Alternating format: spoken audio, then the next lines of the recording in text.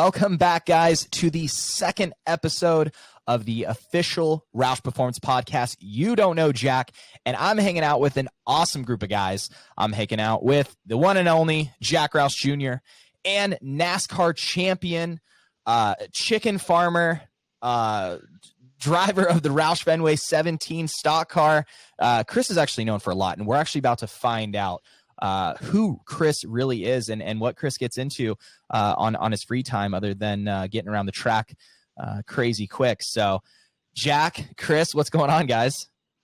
Not much. Just trying to keep up. Trying to keep. I hear you, Chris. What's going on in your end? Yeah, it's about the same. Just got back from a wild weekend up in Road America. First time taking cup cars up there, so that was an exciting weekend. A lot hotter than we anticipated. But on a high note, over 100,000 people turned out for that race. Wow, it was a fantastic crowd. Nice to see things coming back around. So it was really cool. It was hard to get around, which is definitely a good thing. That's so cool though. I'm so glad everyone's starting to just get out and back to shaking hands, man, and just being in that environment. We talked about obviously through our iRacing events and talking about not being able to be hands-on, smell the gasoline and all the feels and sounds that you get at the track. And it's so cool. You're right. I mean, I've seen a few car events recently where just it's packed. Just people are just ready to get back out. And I think that's so great in your guys' sport. And I'm sure, getting around the pits is probably making it a little bit more difficult since you're pretty much used to the how the pandemic was, and there wasn't very many people in the pits. So, other than the staff, but so Road Atlanta, you have some history there. Why don't you tell us a little bit about Road America? Oh my goodness. Road Atlanta too, right?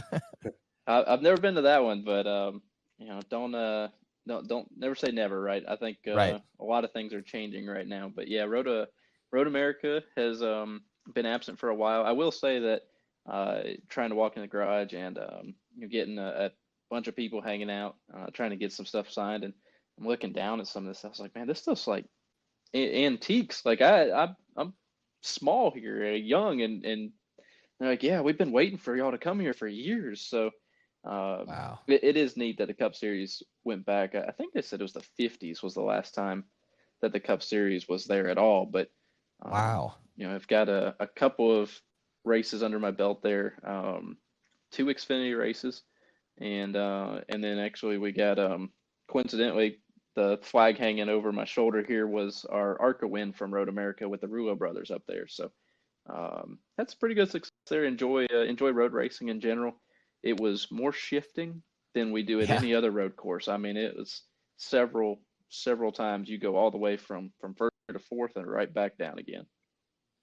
Jack, what have you raced anything on that track? Oh yeah, in IMSA, Continental Tire, also World Challenge. It's one of my favorite tracks. Honestly, I love taking my family there.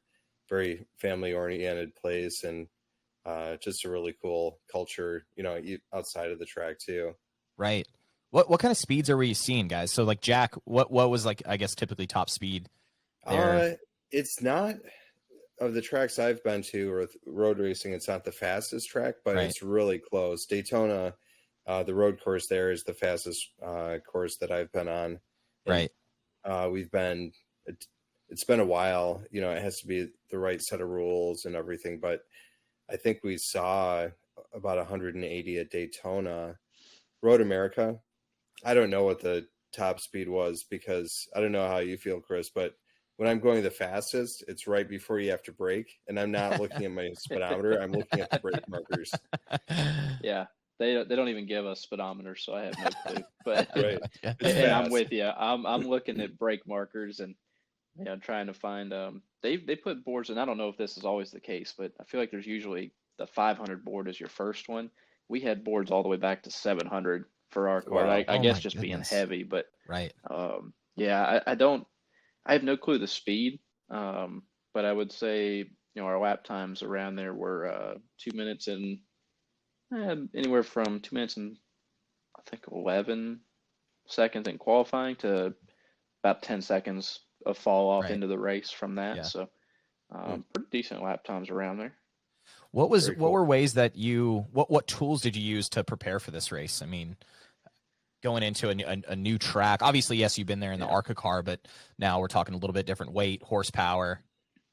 Yeah, so simulation has become key, right? I mean, we do so much of it, not only on simulation on the crew chief, the engineer side, where they plug everything in, really go through a lot of setup changes from, and honestly don't even know. I guess the tracks are scanned and they have data to go off of there. Then we go across the street to Ford Performance, down here in Concord, which is right across from our shop. We go in there, we make a bunch of laps, we try to tune in gear ratios and a couple different setup notes here and there, whatever we can. And then we actually went up to Road America, I think 2 weeks in advance, and got to just make some basically a full day of track time in a production GT500. So that was actually a ton of fun. I had not driven one of those cars yet, and it blew me away what what a new Mustang is capable of. I hadn't been in one of the newer cars, actually probably not since so I was in one of the stage 3s in 2017, I think. So it's been a long time since I've been in a supercharged Mustang, and it was fun just making laps and learning about it. It rained half the day too, so it was one of the best ways to get an idea of where the grip levels are on different parts of the racetrack. You usually don't get that in the race. And Jack, when you get a wet racetrack, your line almost goes opposite. You're trying everything you can to get out of the rubber, right? And trying to find some fresher asphalt, and it feels completely wrong to crisscross from the outside of a corner to the inside of a straightaway. But there was so much speed to be had in that. So in a strange way, I was hoping for rain up there, but and then I think back to Coda and how miserable that was, and maybe it wasn't the best wish of all things. Right. Well, I think for rain weekends, for me, I find comfort in knowing that other people are really miserable, so that makes me happy. It helps. Yeah, we're all in the same boat at that point, right? Right. Well, we're definitely later on in the conversation. I do want to touch on kind of where NASCAR is going, and obviously leading into the conversations of racing in the rain, because that's a little different that we typically don't see on the NASCAR side of things. But before that, Chris, we want to know a little bit more about you. We want to know how all this kind of got started. Let's go back to little Chris running around in the garage with your dad and handing wrenches to him. Let's talk about, how did you get into racing? How did you get attracted to the automotive world? What steps did you take, and just kind of go through it? Man, I don't know if we have enough time to go through everything, but my dad was a hot rod guy, is really where it starts. We went to Turkey Rod Run when I was a kid. We'd go down there to that car show in Daytona.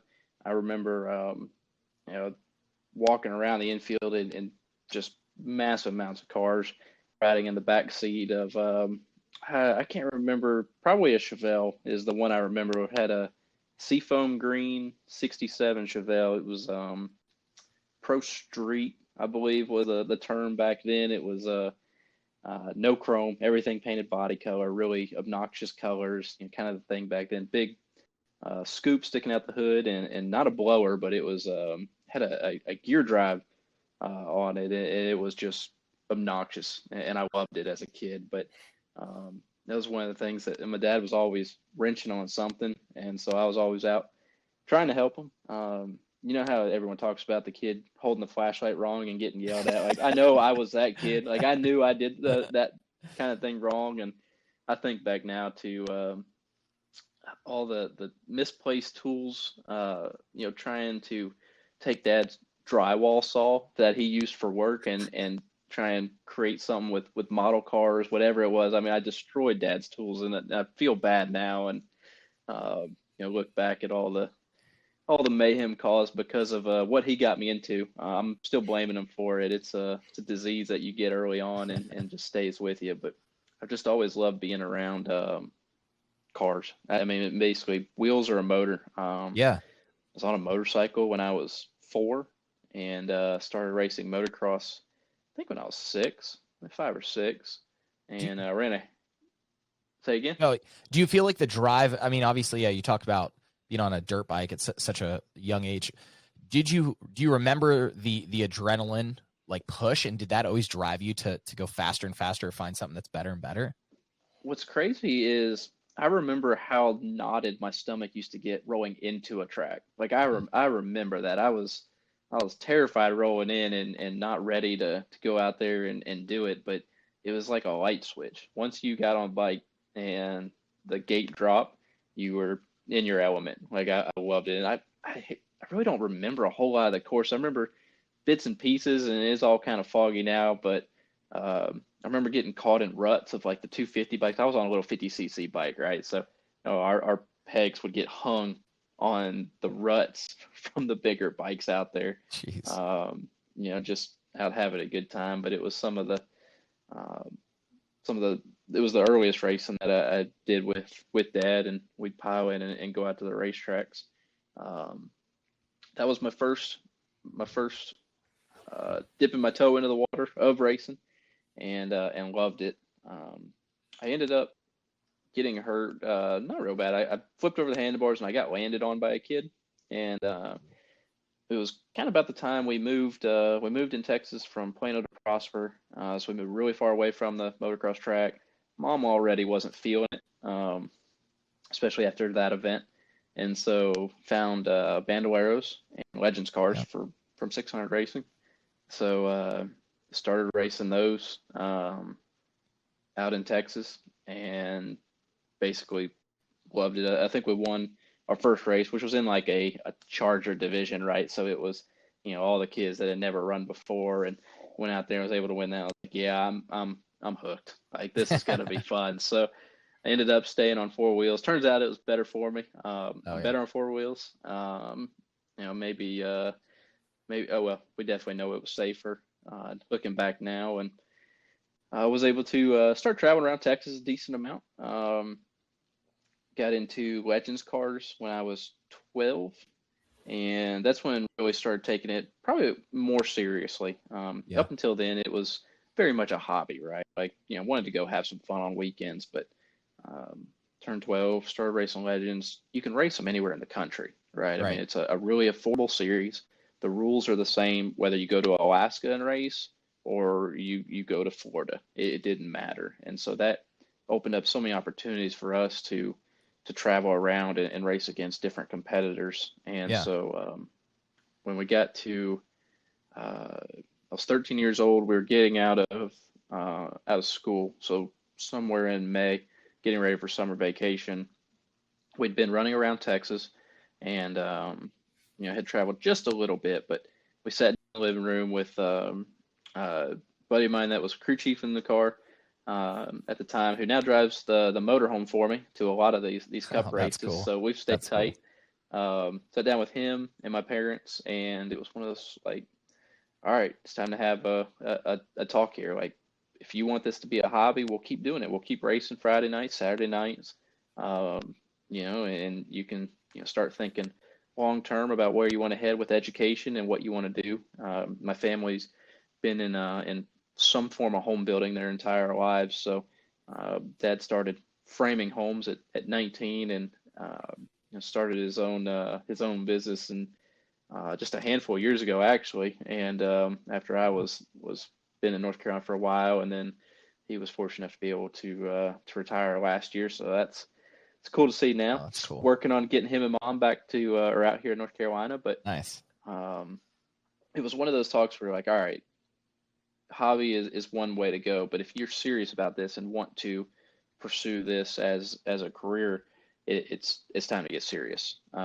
So 13 years old, sitting there like, hey, you're going to lose all your summer vacation, your normal summer vacation with friends and hanging out and goofing off. No more skate parks, no more riding down to the Sonic and pestering people. It's time to go to work. So I was like, I don't want a real job. I want to go race. I love doing it, and if I can make a living out of it, that sounds awesome to me. So wait, real fast. So 13 years old, you're obviously your mindset. What's going on in the racing world of things? I mean, NASCAR, were you influenced by certain racing at that point to make that general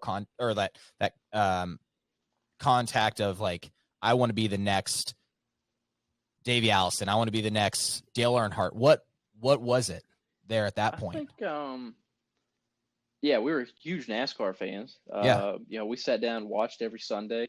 Okay. You know, I think had two guys that I followed. Rusty Wallace, I followed for a really long time, and kind of one of those stories that I understand a lot more about now. But I'll go ahead and talk about it and try not to make it sound like I'm bad-mouthing anybody. But I remember waiting at a souvenir hauler, and we sat outside. It was kind of a nasty day, and I feel like we waited for an hour, 45 minutes, 2 hours. It was a long time. And then all of a sudden got word that he wasn't coming. And that basically turned me over to Mark Martin like that day. I was like, I've had enough. I'm switching. This has made me upset. And being on the other side of it now, I understand that things do change rather quickly. Right. And that it is very busy. And I believe there was some weather that day. And so now I definitely understand how weather can really change our schedule in a moment's notice. So yeah, I was probably a little bit unfair at that point because, you know, I get it now, but from there on out was much more of a Mark Martin fan, and then eventually a Jimmy Johnson fan a little bit later on. So that was kind of what I was looking at and aspiring to be and trying to get to that. I mean, there's, you know, it started going to some of the racetracks, not to watch NASCAR races early on. It was actually car shows. Like I said, Turkey Rod Run Daytona. Yeah. When we were out in Texas, it was Good Guys. We used to go to every year. And then we had season tickets for the races. So I can't tell you how many times I've been in the grandstands at Texas Motor Speedway watching IndyCar races, truck races. I always give Brennan Gaughan a hard time because I was sitting in the stands when he was dominating truck racing, and it makes him feel old. So now that he's retired, it doesn't work as well. But when we were racing together in Xfinity, I used to pick at him for that. But I remember watching him dominate the truck series at Texas for several years. But I just, you know, had been around it plenty enough to know that I loved it. And if there was any opportunity to make it in that profession, I was going to be all in. So back to that conversation in the living room is like, what exactly? So it was pretty much like, do you want to become a race car driver, or what was like, I guess the question, it's like, you have to take it serious from this point on. So it was presented as a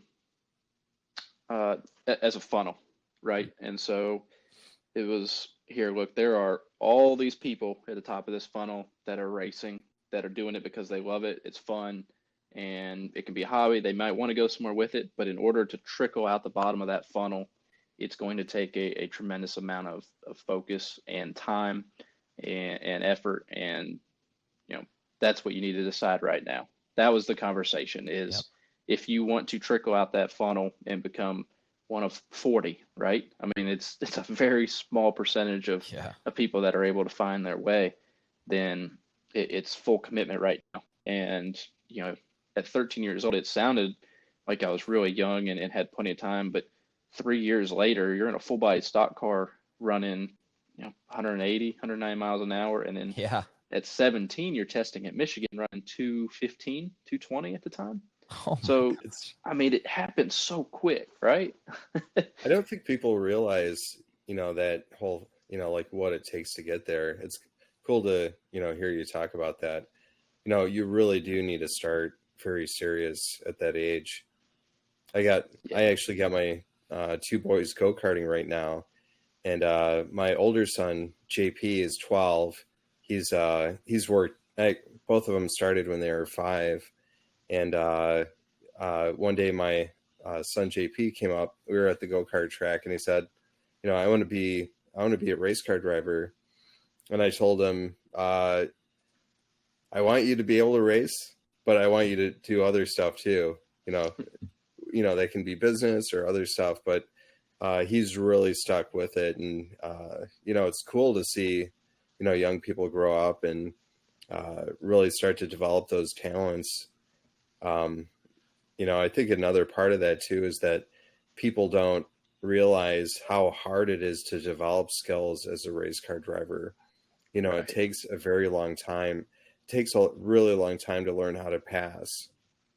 It's not just about going fast, but again, it's cool to hear that story. I never heard that before. That is, I mean, gosh, 13. I was coloring in coloring books, I'm pretty sure. Like, I was too, Trevor. Amazing. Okay, so what was, I guess, 13, let's fast forward. What was the breakthrough point? What was like, I'm making it, like this is about to happen? So, 13, at 13, we took off to Charlotte, spent 3 months racing. I think we were in 62 or 64 races that summer. We were in the car 7 nights a week. 2 of them were practice nights, but worked on the cars nonstop, changing gears, fixing them. We did a really good job of not tearing up equipment. You learn to take care of stuff because you needed that car 24 hours later. So that's a big part of my growing up, and a lot of what still goes into my Sunday effort is knowing what goes into it. I made it to 14, 15 years old, got to building a handful of different connections out in North Carolina, going out there to race. Had won, a bunch of races at this point. We never really raced for points, so I didn't have any, points titles to my name, but we had run really well at national events. Won a ton on, the big races at Charlotte Motor Speedway during the summer, and gotten to know Ken Reagan, who is David Reagan's dad. David Reagan at the time was running a truck, splitting a truck with Mark Martin, the 6 truck at Roush Fenway. And Ken Reagan was actually running 600 Racing, which is the parent company over the Legends Car series. And the guy that was crew chiefing, the buddy of mine that was crew chiefing, was friends with Reagan's from the same general area in Georgia. So we kind of got to know them some. I got black flagged for rough driving one week, and I got sent to straightened out to Ken's office. And so this sounds like it's completely backwards, right? Yeah. Like we're on a downward slope, but I remember sitting in Ken's office, and I got talked to and lectured at for close to 2 hours, and kind of tried to find a balance between aggression and taking care of equipment and being a good racer. To Jack's point, learning how to pass correctly, right? The Legends cars have bumpers on them. They're replaceable. They're $25. It was easy to go in the corner, smash into somebody, move them up the hill, and go on. And so that was a conversation that said, look, this is not always the case. You're going to have to be better than this going forward.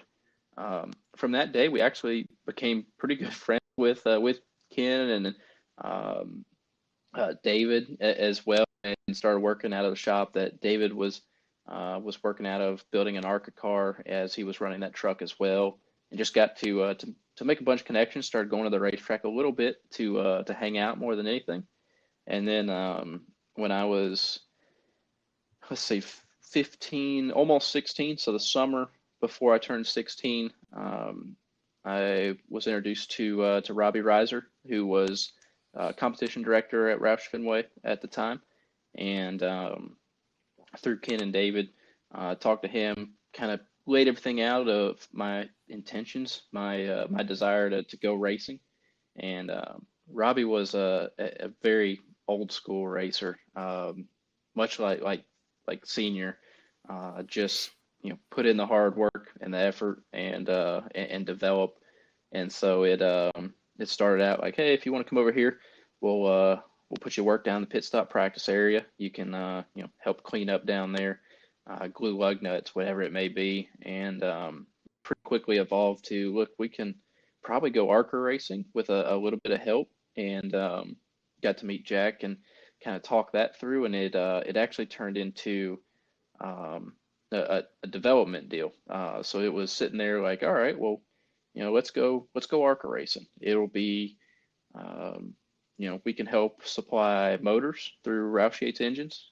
We will hook you up with a team that Robbie knew from the past, which was the Rulo Brothers race team out of Chicago area, and we'll go see what you got in a full body stock car, get a really good read, and that was the moment it clicked. Like, all right, I have a lot of work ahead of me, but I'm sitting here in the door of the winningest team in NASCAR.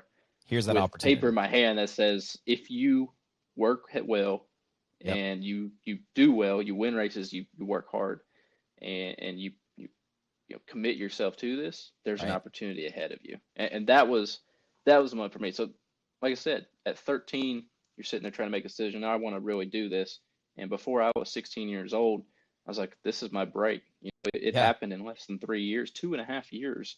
And you're sitting there like, all right, it's time to go. Like, it's now or never. So it happens quick. It seems so young, but it happens so quickly. That's true. And yet, and to Jack's point with like starting his kids, like JP and Chevin and stuff, like it's crazy to think that you almost have to start at that age. I mean, you have to start to develop these hand coordination, just the passing, as Jack's saying, and because kids are they're learning earlier and earlier. So I mean, I feel like you were the beginning of that threshold, because I mean, before that, I feel like kids weren't really getting into it, or drivers weren't getting into it at an early age. I mean, I think it's worth noting that Jack has always done really well on the driver development side, or worked hard to do that. Not many teams really did. Not many teams put that effort in. They always tried to find somebody further along, and Jack put that effort into a ton of drivers through the years, whether it was myself or David Reagan, or if it was TJ Bell or Carl Edwards. There's so many of them that came through the driver development program at Roush and made it into NASCAR, right? Yeah. Even if it was trucks or Xfinity, or if they were able to make it to the Cup level. And I think that's something that I'm really appreciative of for one, and just for myself, but also as a sport, you wish you had more of that, right? You wish you had more teams trying to help develop talent into our sport, so that we have a better understanding or a better class when it comes to Sundays. I just not to point any fingers, but there's a group of people that show up with a helmet, get in, wreck it, win, whatever it be, and walk away. And there's just not much invested interest in it, and that hurts to see a little bit. And you just wish it wasn't quite that way. But there's also a lot that have worked extremely hard to claw their way into this as well. Yeah. I gotta say, Chris, it's been pretty cool. I kind of feel like I've had the chance to see you grow up a bit too. Back, what was it? I can't even count the number of years. You were a kid working on my team. Part of that driver development thing is that my dad would put the young drivers to work at the shop too. And you chose to help out my road racing team very humbly. And, it was impressive to see how hard you worked. I got to say, it's really cool to see you back on our Cup teams and, really doing well out there. If I could, I'd love to hear, your thoughts on Cup, and, your thoughts on there's so much to talk about. I know we don't have all night here, but there's next gen, there's all the stuff that NASCAR is doing, feel free to chime in on what's going on now. Yeah, no, there's not enough time in a day, right? But it is neat. So obviously coming off a hard year from the world, right? And COVID and everything that's hit, and all the changes that were implemented, and all that chaos and all the negatives out of it, our sport was able to find a handful of positives, or create some positives, and in the way of some schedule changes that we never would have thought of it before this. We've seen things like, and I'll just go through a big list, and we can dive into any of them. But we've seen things like double headers, which was never even thought about before last year. We ran a dirt race in a cup car at Bristol. They actually trucked in, I think it was 1,400 loads of dirt into Bristol to create a dirt track. I mean, that was wild. Seems like we could have gone to a dirt track elsewhere and had a little easier time getting that made, but we did it. We have 7 road course races this season. That's been a big hitter with our fans. I think our cars have gotten more capable there. You start looking at the next gen car for next season, and all the updates to it. It's going to be an even more capable road course car by a long shot, actually. And I can dive into a ton of details there. We've had rumors of a street course, and we actually ran a Chicago street course in iRacing this year as part of the big Pro Invitational League to really get into the esports side of things, trying to fill the gap when we didn't have anything else going on at the time. That took off in a major way, and I know we've been able to do a lot of the Roush Invitational League as well, and have a lot of fun with that. Whether it was off-road trucks last year or the V8 supercars now, it's really created a whole new fan, and that's been really cool to see. So so many different changes, so many different things happening that wouldn't have come around if we didn't have this major setback and this major moment to sit here and think. And so I think there's a little bit of light in the situation for us in being able to make some of these changes and see them starting to come around. I would say probably my favorite that I'd be exciting to see, and obviously you saw this a few races back, is racing in the rain. I mean, let's talk about, obviously there was tons of adjustments that you had to make to it. There's a lot of things that you're realizing that you were lacking. So why don't we talk through that race? Yeah. So I completely missed that one. So we're, we've actually, as a series, said that we would race in the rain at road courses for a long time, and it's never really happened on the Cup side, and we've had it in a big way at COTA this year. COTA was a new track to us, one of those new road courses. Unfortunately, we did not get to run it in the dry, and the rain in practice was a downpour. We couldn't see anything. And then qualifying was dry, and we actually, I'll keep going. So qualifying was dry. We got 2 laps on the dry racetrack at COTA, and then we went right back to the rain for the race. And we started on slicks, made a single lap, and then hit pit road because the bottom fell out. So It was not the race we expected. What I will say about the rain racing is it was not bad when it was a light rain and the track's slick, we're sliding around, that's all fine, and nobody complained about that. But it actually got to be a downpour, and we had enough rain on the track or water on the track that we started hydroplaning in 4th gear wide open, getting into, I forgot the corner, I think it was 12 at COTA, which is terrifying. And the next part of that was you couldn't see. Right. When you were behind a car at really any distance, you could not see. And on restarts, your vision went to 0. And to the point where we came back from that weekend, they said, is there any way to simulate this to try and help us be better next time? And I said, if you want to hop in the simulator, I said, when you pull 3rd gear going down that backstretch, I'm going to stick a piece of paper through the window, and I'm going to cover your eyes, and I want you to pull 4th gear and keep digging.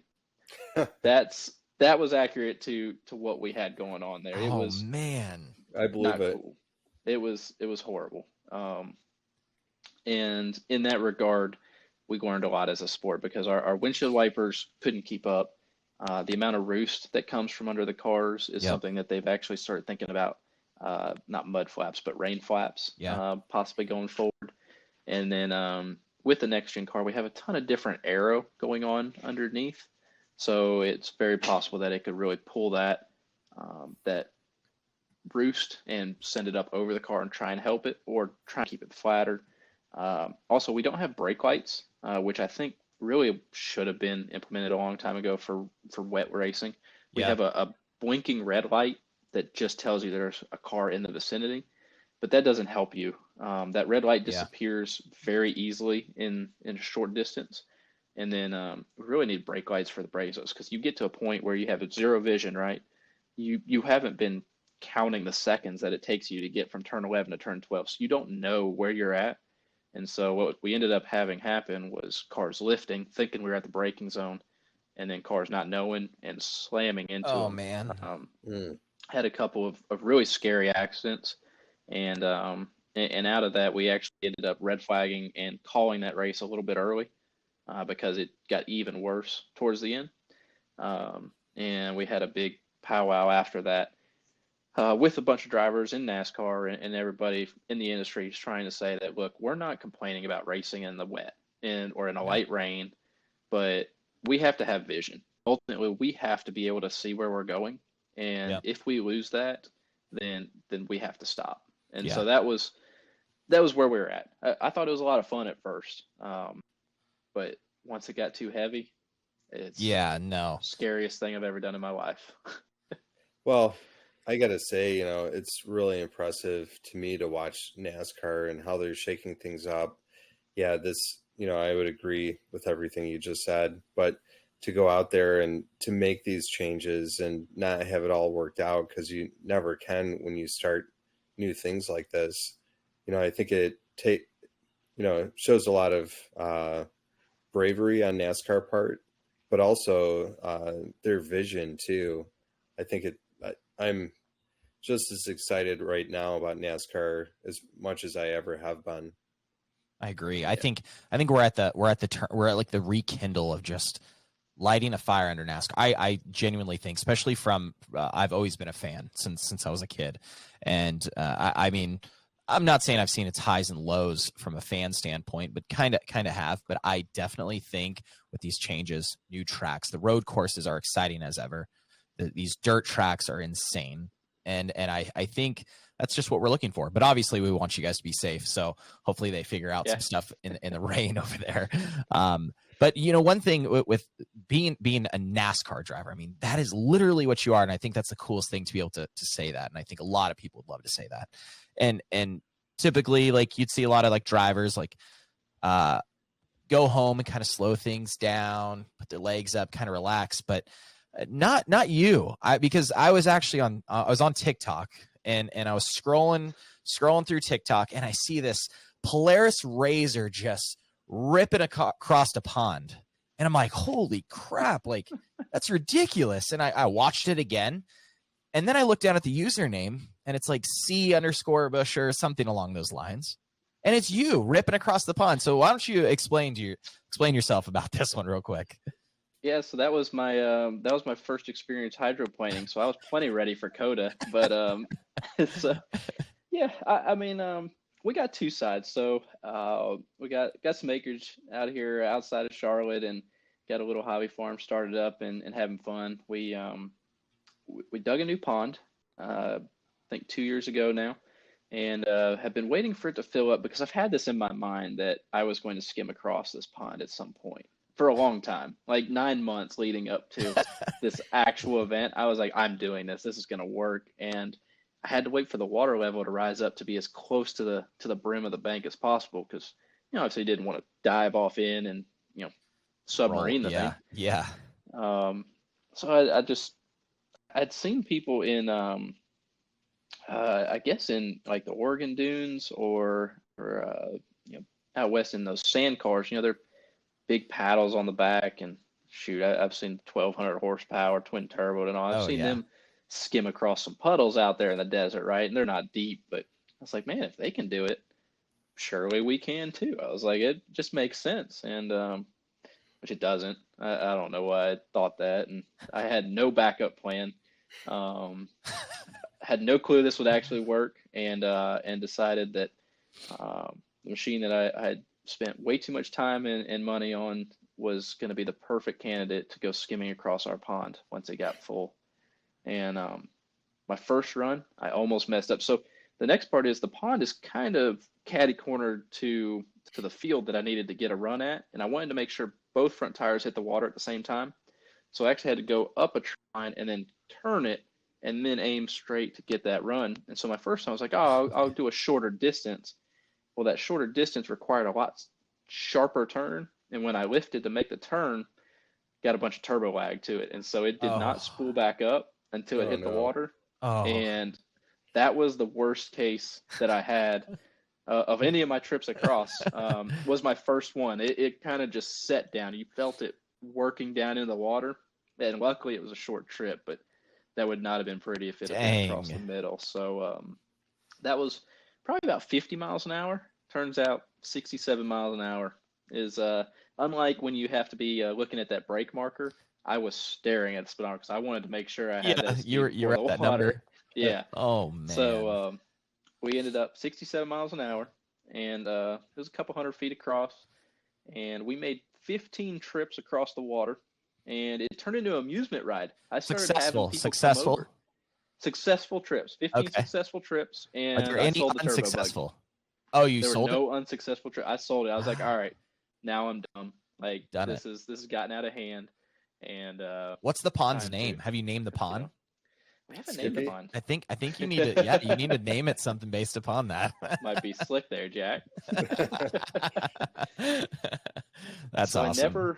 I never went across the full width of the pond, and it would be easy to do, but it would also be the deepest, and it's like 15 foot across, or 15 feet deep at the center. Where we were going across, I was like 8 foot. I was like, I can recover it from that, but 15 foot, I don't want to be diving down there trying to find it. Trying to find it. Right. Ooh, that's awesome. And then of course you slow things down on the chicken farming side, because obviously I introduced you as that, and people are probably like, Chris Buescher, chicken farm, what are you talking about? Doesn't make sense. You might just need to clarify, and we'll wrap this thing up here.